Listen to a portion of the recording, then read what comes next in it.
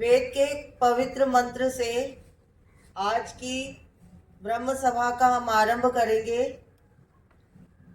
ओम, आप सब बोलेंगे ओम ईशावास्यमिदं सर्वमिदं ईशावास्यमिदं सर्वं जगत् यत्किंचित् जगत्यां जगत् तेन त्यक्तेन भुञ्जीथा मा गृधः कस्यचित् धनम। आज की सभा में आदरणीय ब्रह्म कुमार जी का हम हार्दिक स्वागत करते हैं। वेदों से अनुप्राणित उपनिषदों में ब्रह्म विद्या का महान वर्णन किया गया है, क्योंकि हमारे जीवन का लक्ष्य अभ्युदय और निश्रेयस अर्थात भौतिक उन्नति के साथ साथ आध्यात्मिक उन्नति करना, अपने आत्मज्ञान को समझना, खुद को समझना, ये जो विद्या है रहस्यमयी विद्या, ये संसार में प्रसारित करने के लिए आप जैसे सज्जन हमारा मार्ग प्रदर्शन कर रहे हैं, तो हम उनका अपने सोमया कैंपस में, सोमया प्रांगण में हार्दिक स्वागत करते हैं और आशा करते हैं कि हमेशा हमारे इस यज्ञ सत्र में, इस ज्ञान सत्र में आकर हमारी सभा को इसी तरह अलंकृत करते रहेंगे। तो ब्रह्म कुमार जी का संक्षिप्त परिचय देना आवश्यक है, क्योंकि महाजनों ये न गतः स पंथः, महाजन जिस रास्ते पर चल रहे हैं, हमें भी चलने की प्रेरणा होनी चाहिए कि हम उन महान लोगों के कदमों पर चलें और समाज को कल्याणकारी मार्ग की ओर ले जाएं। राजयोगी ब्रह्म कुमार निकुंज जी का संक्षिप्त परिचय देते हुए, राजयोगी ब्रह्म कुमार जी 13 वर्ष की कोमल आयु से इस क्षेत्र में बहुत ज़्यादा सक्रिय रहे हैं। सारे विश्व में विहंग मार्ग की सेवाओं द्वारा परमात्मा परिचय की लहर फैलाने में बहुत ज़्यादा योगदान कर रहे हैं। समाज के वातावरण को आध्यात्मिक बना रहे हैं। इसलिए वे सच में हार्दिक हमारे सेवा का पात्र है और हम चाहते हैं कि इसी तरह और लोग भी करते रहे। भारत के प्रथम आध्यात्मिक चैनल जो हम आज घर घर बैठकर उसका फायदा उठा रहे हैं, लाभ उठा रहे हैं और अपने जीवन में, आज मकर संक्रांति का दिन है, मकर संक्रमण, सूर्य अन्य राशि में प्रवेश कर रहा है, तो हम भी चाहते हैं कि हमारा भी कुछ संक्रमण हो, कुछ परिवर्तन हो, हमारा जीवन भी कुछ परिवर्तित हो। जो हमारे जीवन में कमियां हैं उनको हम सही करके परमात्मा की ओर पहुंचे, यही हमारे जीवन का लक्ष्य है। तो संस्कार चैनल के द्वारा वो आज घर घर में ज्ञान की गंगा बहा रहे हैं, उसके लिए वो धन्यवाद के पात्र है। ब्रह्मा कुमारी जी की पहली इंटरनेट वेबसाइट का निर्माण आपने 1998 में किया है।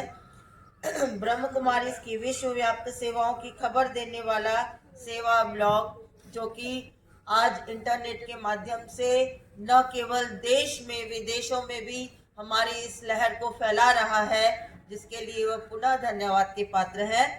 ब्रह्मा कुमारी जी इसका पहला एड फ्री यूट्यूब चैनल बनाने के आप निमित्त रहे हैं और हमें ये आशा है कि इसी तरह आप समाज के उपयोगी कार्यों को करते हुए अन्य लोगों को भी इसके लिए हमेशा प्रेरित करते रहेंगे।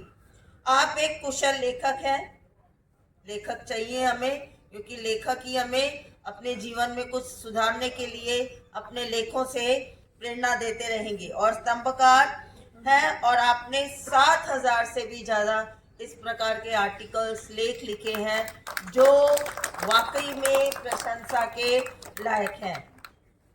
2018 में आपको वर्ल्ड पीस कांग्रेस द्वारा 84 देशों से पधारे विश्व नेताओं की उपस्थिति में वर्ल्ड पीस मैसेंजर, आज संसार में अशांति फैली हुई है, एक हमारे देश जो भारत है, कहते हैं कि यहाँ जो आता है, एक हमारे पिताजी कहा करते थे, मैं छोटी सी एक बात बताऊंगी कि एक फॉरेनर जब भारत आया तो जब वो विमान से उतरे, उन्होंने चप्पल को अपने बैग में डाल दिया। तो किसी ने कहा ऐसा क्यों कर रहे हैं? वो पूरा भारत एक मंदिर है, मैं भारत में आया हूँ, तो मैं इस मंदिर में आकर कुछ मैं यहाँ चप्पल नहीं पहन सकता हूँ। तो इस तरह से जो भावनाएं हैं, जो हमारे देश को गुरु देश कहा जाता है, आप जैसे सज्जनों की वजह से कहा जाता है, हमारे ऋषि मुनियों की परंपरा को आपने जारी रखा है, और जो ये हमारा देश विश्व गुरु है, हम चाहते हैं कि ये इसी प्रकार बना रहे। तो इस तरह उन्होंने बहुत सारे देश विदेशों में प्रचार करके हमारी इस लहर को फैलाया है और आध्यात्म का झंडा गाड़ा है। वर्ष 2007 में आप ब्रह्म कुमारीज की इंटरनेशनल को-ऑडिटिंग काउंसिल के ग्लोबल इंटरैक्टिव मीडिया के इंटरनेशनल कोऑर्डिनेटर के रूप में सेवाएं दे रहे हैं। आप पुनः धन्यवाद के पात्र हैं। 33 वर्षों में तपस्वी जीवन, आपने एक तपस्वी का जीवन, जिस जीवन में लोग भोग विलासों में फंसे हुए हैं, जिस आयु में लोग क्या क्या भौतिक भोग विलासों में फंसकर, विषय वासनाओं में फंसकर गलत कार्यों को कर रहे हैं, लेकिन आपने अपने जीवन को समर्पित किया है आध्यात्म जगत के लिए। आपने अभ्युदय और निश्रेयस संसार में रहते हुए जिस तरह कीचड़ में कमल रहता है, इस तरह आपने अपने जीवन को सुगंधित किया है और खिलाया है, उसके लिए आप धन्यवाद के पात्र हैं। 33 वर्षों के तपस्वी जीवन में आप अनेकों आत्माओं के आध्यात्मिक पथ प्रदर्शक बने और साथ साथ उनकी विशेषताओं को रचनात्मक कार्यों में लगाने के निमित्त बने। इस विश्वविद्यालय द्वारा कैसे उत्तम चरित्र निर्माण होता है, उसका आप सबसे उदाहरण अच्छा है, उत्तम उदाहरण है। तो हमें चरित्र निर्माण के लिए हमारे जीवन को हम और ज़्यादा सफल कैसे बना सकें, उसके लिए हम आपसे यह प्रार्थना करेंगे कि आप अवश्य हमें मार्ग प्रदर्शन कीजिए। मैं मृणाल मैडम, जो हमारे सोमया कॉलेज के कोऑर्डिनेटर हैं, उनसे प्रार्थना करूंगी कि वो ब्रह्म कुमार जी का फूलों गुच्छ से स्वागत करें।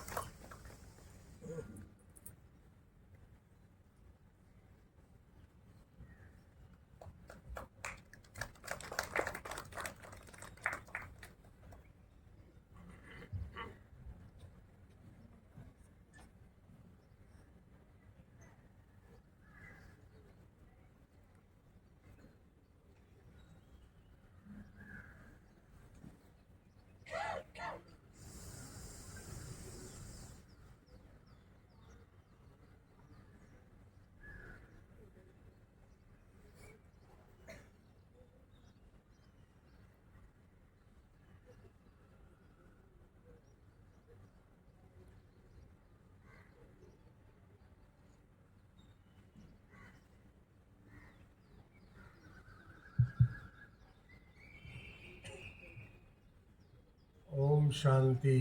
ओम शांति।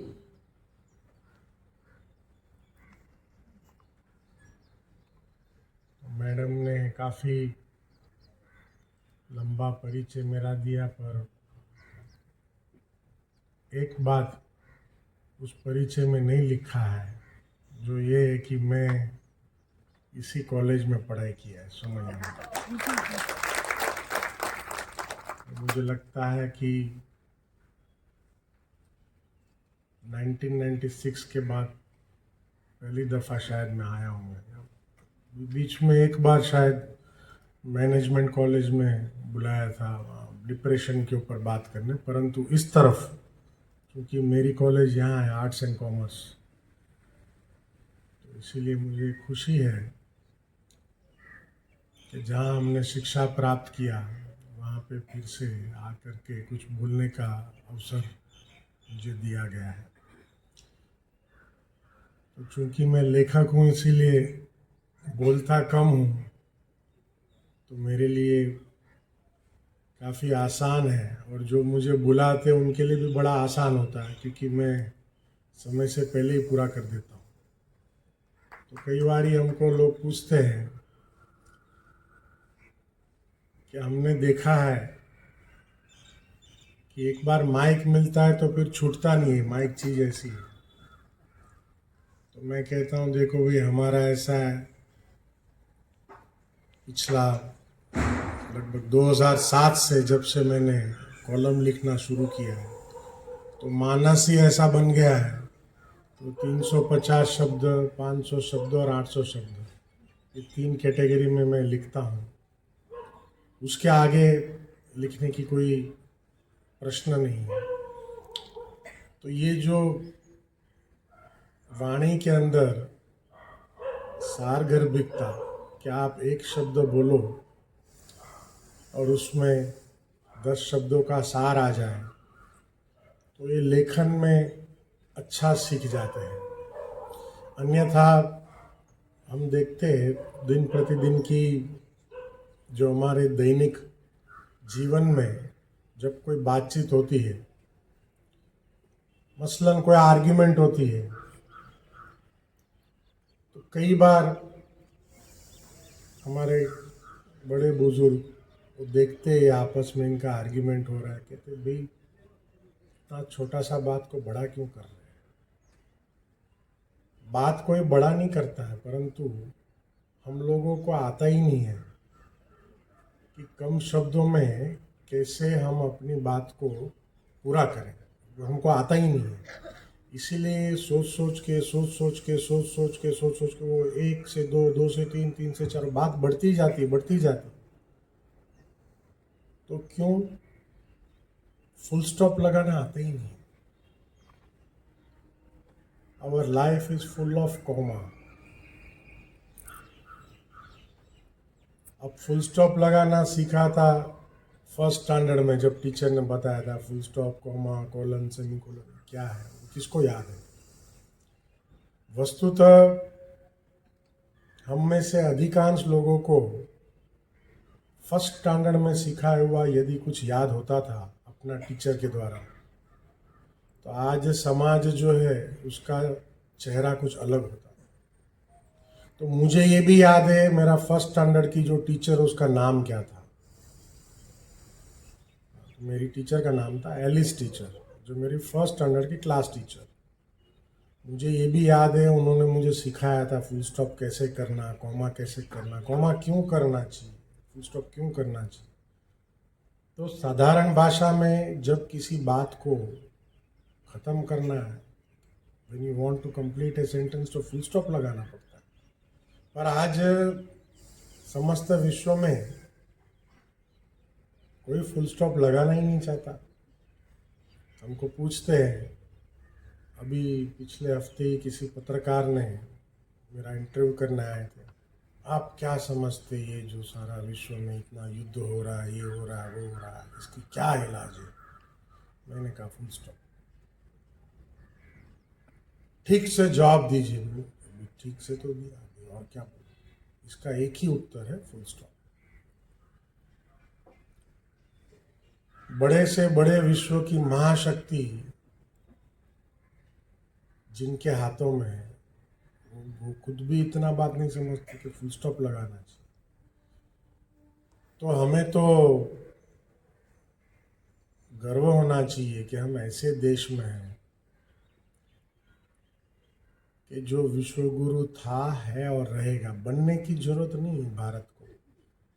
ये तो स्मृति और विस्मृति का खेल है। हम जो थे वो हम भूल गए हैं।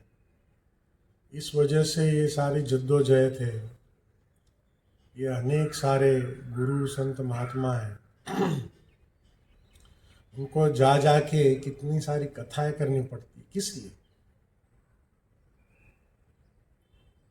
ताकि समाज का जो एक कलेक्टिव मानस है उसको परिवर्तन। तो मुझे कल एक बहन मिलने आई थी, हाँ बैठी चैताली। तो बहुत सारी बातें चली धर्म के ऊपर वगैरह वगैरह। मैंने कहा देखो भाई, हम लोग शरीर के धर्म के ऊपर की बात सोचते हैं, तो जो है आत्मिक धर्म, क्यों आपका नाम, पता, आपका जाति, धर्म, लिंग इत्यादि इत्यादि आप इस शरीर को धारण किया उसके पश्चात प्राप्त होता है। ये नहीं है तो कुछ भी नहीं है। केवल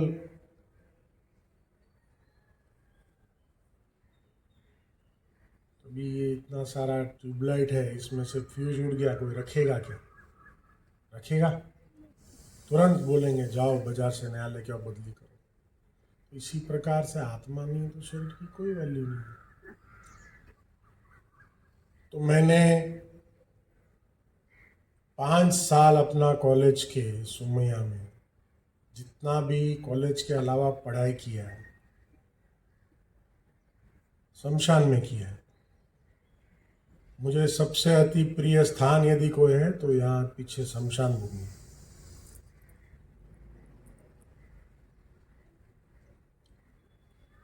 तो मेरे अनेक मित्र जो है वो कहते थे भाई ये शमशान में क्यों जाता है?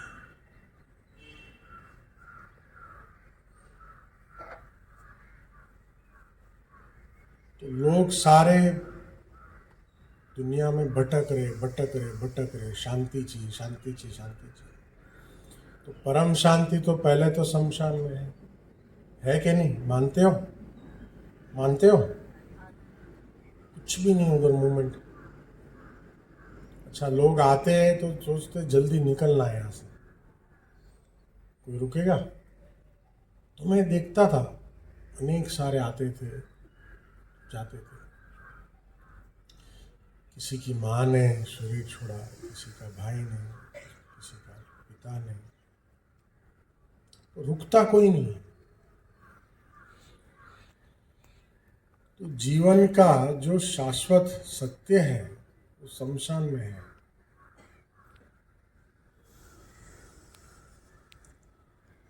तो इसीलिए जो मुझे विषय बताया अभी,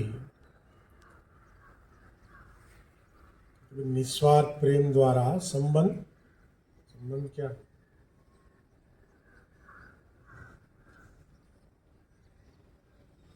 प्रबंधन। अब ऐसा है कि जन्म लेते ही कुछ संबंध तो हमारे अनिवार्य हो जाते हैं। आपको पसंद है कि नहीं है, जब एक बच्चा जन्मता है उसको तभी कुछ स्मृति नहीं रहती। ठीक है, अभी आप जितने में बैठे कभी गौर कीजिएगा किसी नवजात शिशु जो है उसको देखकर। जब भी किसी बच्चे ने जन्म लिया उसको तो मालूम नहीं है कौन है। वो अस्पताल में वो सब मिलने जाते, देखने जाते, उसको ठोक ठोक के बिठाया जाता है, ये तेरी मम्मी है, ये तेरे पप्पा है। उसको बोलना नहीं, फिर भी बोलो बोलो मम्मी, बोलो मम्मी, जबरदस्ती। आखिर वो भी सोचता है कि बार बार वो रिपीटेटिव वैल्यू, फाइनली उसका मुंह से निकलता है, ये लोग खुश है। अरे पहले मम्मी बोला, पहले मम्मी बोला। ऐसा है नहीं। किसी को बार बार बार बार बार बार तो ये थक के बोल देता है।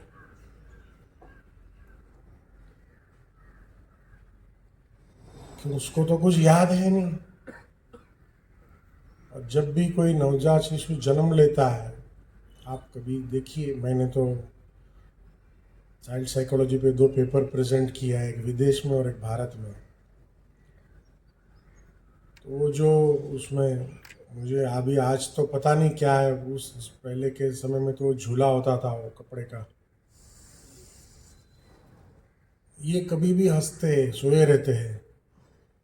छोटे बच्चे जो होते हैं तो कुछ समय तक तो इनको पिछले अपने जन्म का ही स्मृति रहती है। फिर सडनली वो किसी ने संबंधी ने आके उठा लिया, घर में देखने आते हैं ना कौन है, क्या है, किस पे गया, माँ पे गया, बाप पे गया, चलता है ना ऐसा सब। बैठे सब मस्त था ना, उसको बड़ा अचरज होता है। इस सुबह भी कोई आया था, शाम में भी कोई आया था, अभी भी कोई आ रहा है, कोई ना कोई आ ही रहा है, मुझे हाथ लगा रहा है। तो ये सारे संबंध जो है ये तो बाय डिफॉल्ट मिलते हैं, इसमें कोई चॉइस नहीं है ना, माँ और बाप तो कोई चॉइस ही नहीं है, we can't choose our parents, जो है वो है। अब जब जूनियर केजी में नहीं, प्ले ग्रुप में जब जाते हैं तो तभी मेन जो है वो स्टार्ट होता है, ये जो संबंध का है ना पूरा, द प्ले ऑफ रिलेशनशिप्स। तो कई मैंने देखा है, कई जो माएँ होती है, भाई मेरा बच्चा तो कभी रोता ही नहीं है, मेरा तो एकदम बिल्कुल शांत है, पर जब वो बच्चा प्ले ग्रुप में जाता है, उसमें वो सर्कल में दूसरे भी 20-25 होते हैं, कभी आप जाइए, देखना, ऑब्जर्व कीजिए, वो जो नहीं रोने वाला है, बिल्कुल सीधा साधा है, जब वो उसमें से एक रोता है, ये बाकी भी रोने का स्टार्ट करते हैं। क्यों? उसका फर्स्ट वो ग्रास्पिंग कि मैं नहीं रोएगा तो मैं फिर आउट हो जाऊंगा इधर से, इसीलिए वो 1, 2, 3 सब रोने का स्टार्ट। उसको लगता है अपने को भी ये ग्रुप में रहना है, तो मुझे भी रोने का है। तो ये जो हम आज कहते हैं, हमारे पास आते हैं कई बच्चे, peer pressure, it starts with play group. वो बाद में वो टीचर आएगी, खिलौना 1-2 को दे देगी, एक शांत हो गया सब शांत, भाई इसका बंद हो गया, अपने को भी अभी नहीं करना चाहिए कंटिन्यू। तो है, मैंने तो अभी किया है रिसर्च। फिर उसी में कोई एक जो है सेम फ्रीक्वेंसी, उनका आपस में तालमेल बैठ जाता है, जिसको हम कहते हैं फ्रेंडशिप, जो भी को फेवरेट। ये जरूरी नहीं उसमें से वही लोग साथ में आगे जाएंगे, फिर जूनियर केजी में आते फिर अब जो आपका बेंचमेट है वो आपका मतलब खास हो जाती है या हो जाता है। तो पहला तो शुरुआत होती है डब्बा खोल के, नहीं संबंध कैसे बनते, संबंध ऐसे नहीं बनते, इसने क्या लिया, उसने क्या लाया, घर जाके माँ पूछती है पूरा खाया, किसी को दिया तो नहीं। हो सकता है फ्रेंड के साथ आत्मीयता हो गई रहेगी तो झूठ बोलेगा माँ को, मैं नहीं खाया, खिलाया रहता है फ्रेंड को, बेंचमेट को। तो फर्स्ट टाइम एक निर्दोष झूठ बोलने का शुरुआत होती है, उसको तो समझता नहीं है झूठ है, और माँ भी चेष्टा करती नहीं है। अभी आज तो मुझे मालूम नहीं जो भी आज के ज़माने की माँ है वो कितना समय दे पाती है अपने बच्चों को, पर हम जब छोटे थे तो हमको बार बार पूछा जाता, सच बोल, तू नहीं खाया ना, सच बोल। तो आँख में आँख, वो माँ की आँख जब आँख में आती है ना तो डर जाता बच्चा, एक दिया वो बाजू वाले को।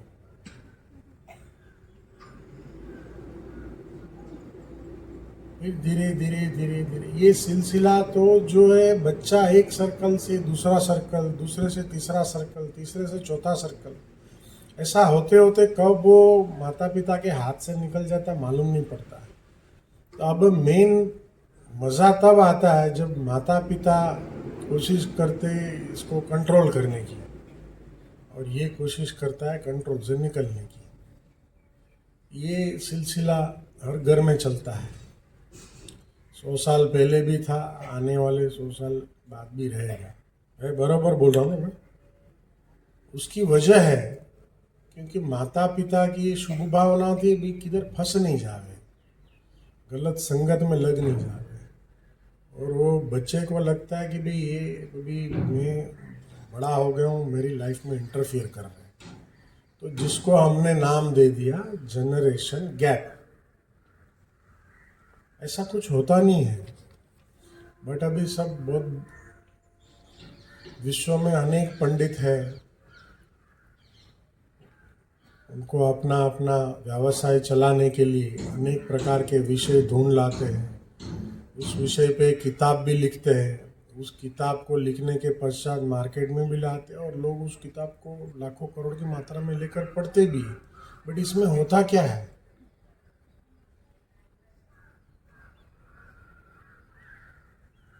भारत जैसे देश में संबंध प्रबंधन सिखाने की कोई आवश्यकता ही नहीं है। यह आवश्यकता वहाँ है कि जहाँ पे कुटुंब व्यवस्था नहीं है। ये तो भारत देश है, यहाँ तो कुटुंब व्यवस्था है वर्षों से।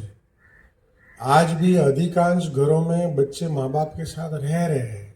अभी तक ऐसा यहाँ पे कोई मेरे नज़र में नहीं आया है, जितना मैं भारत का भ्रमण किया है, कि बच्चा 12-13 साल का हो गया घर छोड़ के चला गया।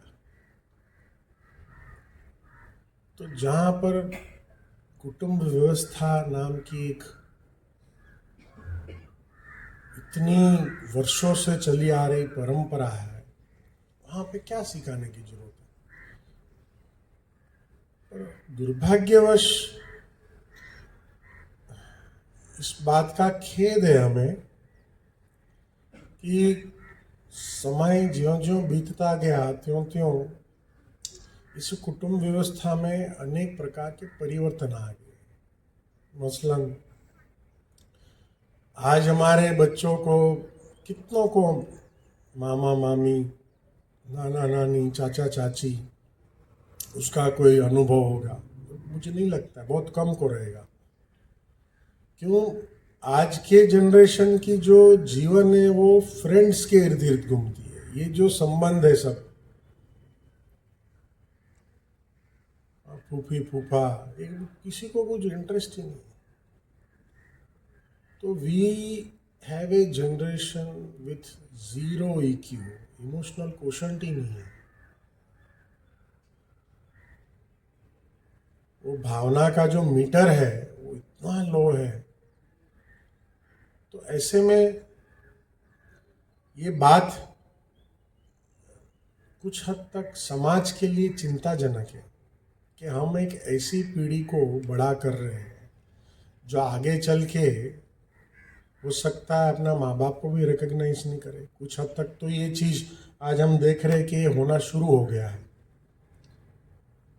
तो मैंने कल भी कहा कि भारत जैसे देश में वृद्धाश्रम, इससे बड़ा कलंक क्या हो सकता है इसे भारत पर।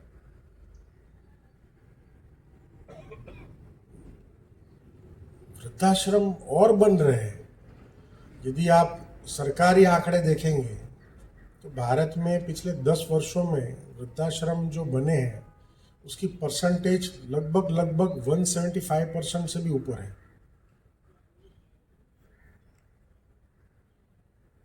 तो ये सिद्ध करता है कि जो विषय आज का संबंध प्रबंधन, अर्थात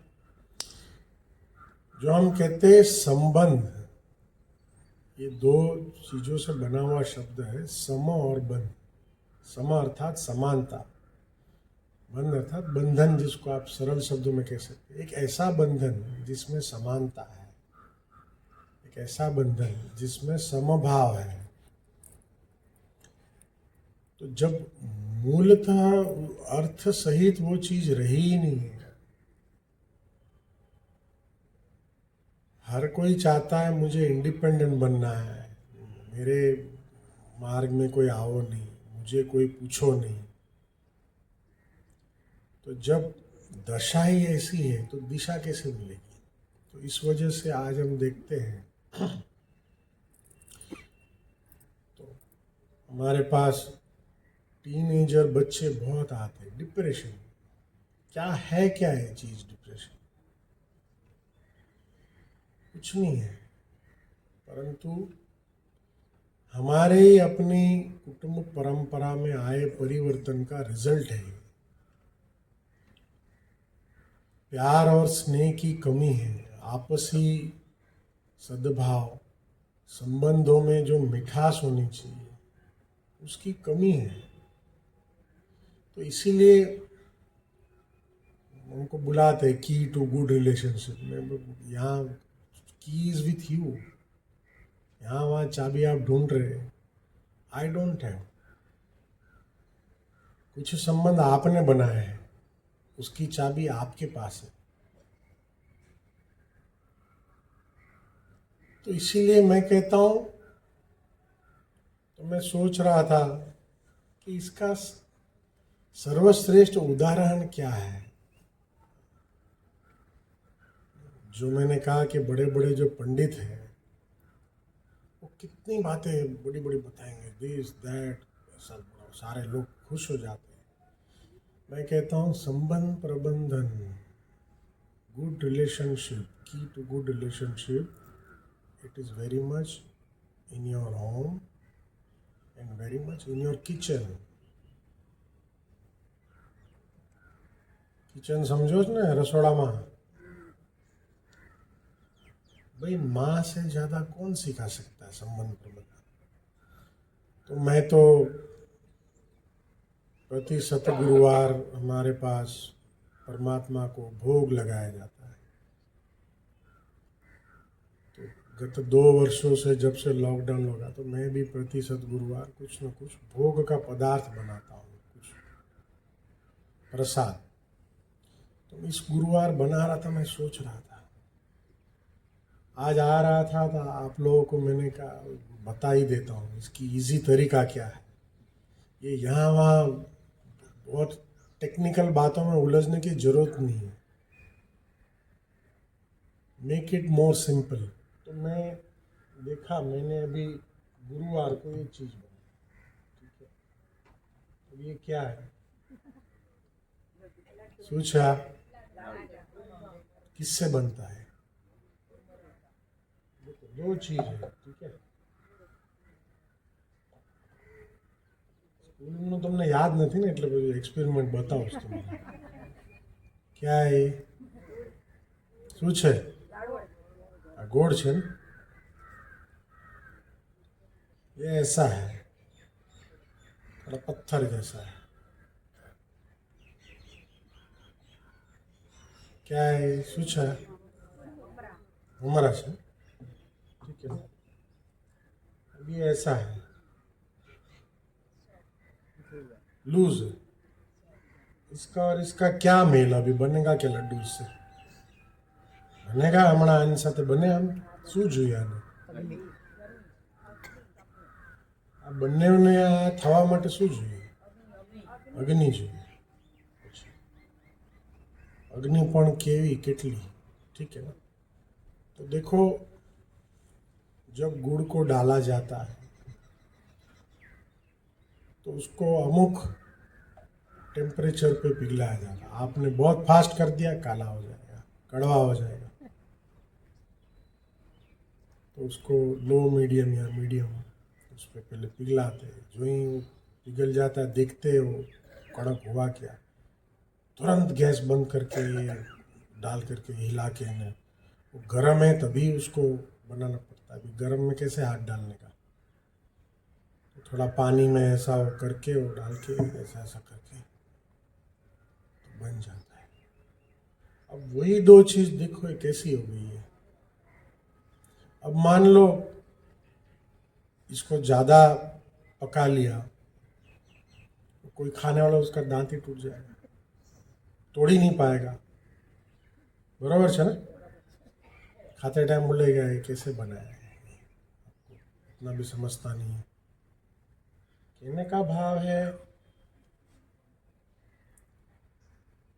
दो व्यक्तियों के बीच का जो संबंध है, पहले तो मिले, वो बीच की जो ये जो अग्नि है, क्या है ये, तो ये जो अग्नि है समरसता है, समभाव है. और हम सभी के बीच जो एक कॉमन कड़ी है वो है ईश्वर.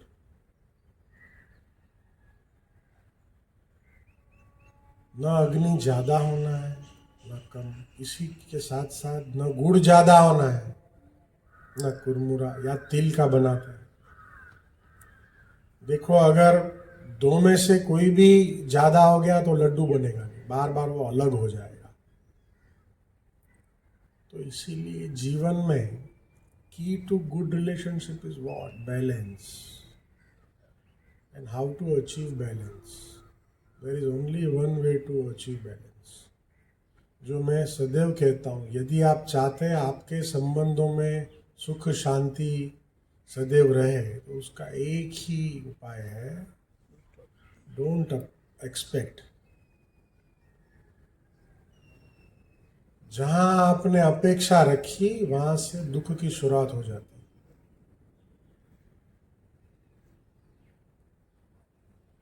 कहते हैं इच्छा अच्छा बनने नहीं देती।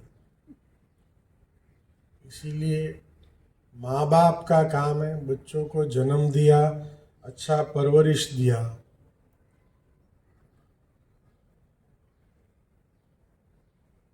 आप उतना ही कर सकते हैं।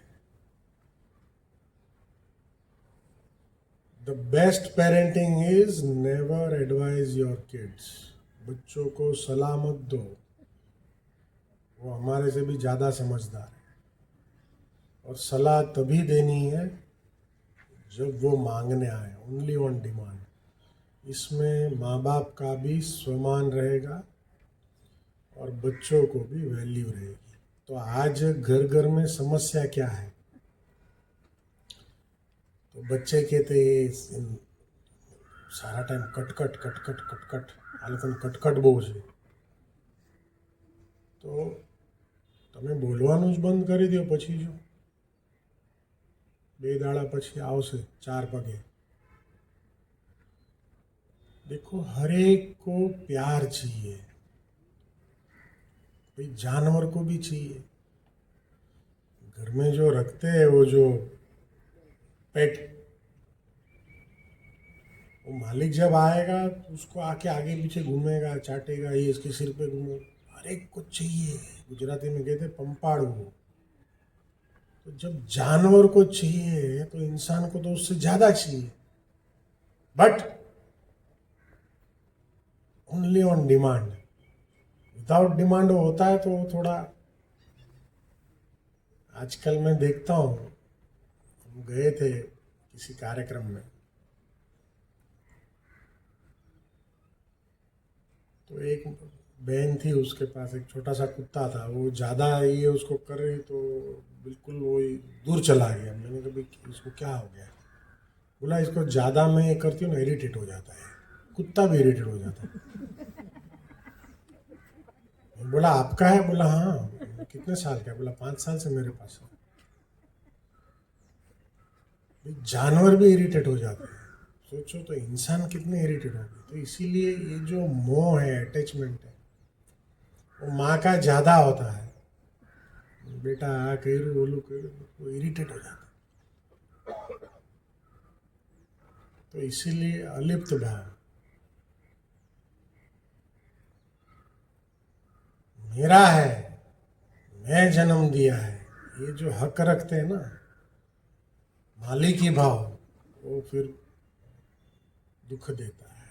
यहाँ ना आपका कुछ है, न था, न बनने वाला है। तो बेवजह प्रयत्न करके खुद को ही दुख देने का कोई अर्थ नहीं है। आया समझ में? Moral of the story is क्या? શું કહો છો? આ બા બેઠા છે બધા, શું સમજ્યા? સમજાવી દો મને।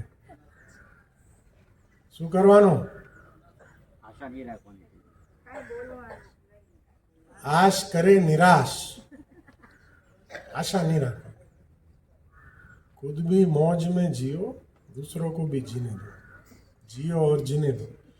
जिसको आपसे कुछ चाहिए वो खुद आपके पास आएंगे। विदाउट डिमांड कुछ नहीं देने का।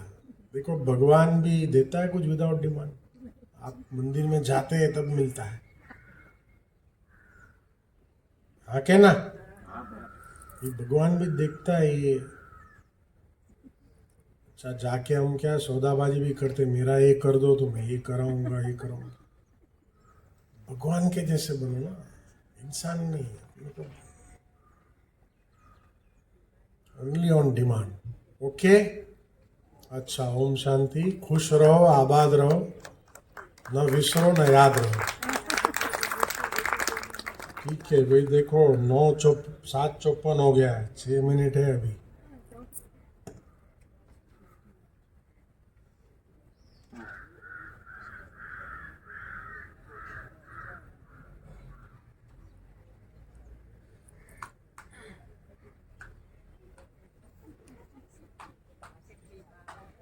ब्रह्म कुमार निकुंज जी ने बड़े ही सुंदर और सहज शब्दों में, स्वाभाविक शब्दों में मानवीय संबंधों का सूक्ष्म मनोवैज्ञानिक वर्णन किया है, जो अत्यंत बहुत ही दिल को छू गया।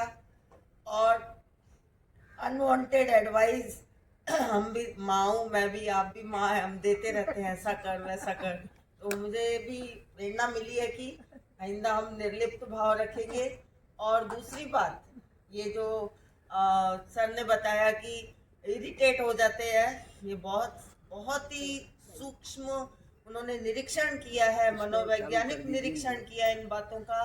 तो हमें इन बातों को वाकई में घर गृहस्थी में प्रयोग करना है। और जो उन्होंने गुड़ का उदाहरण दिया कि हमें कितना बैलेंसिंग रख के हमें जीवन में चलना चाहिए।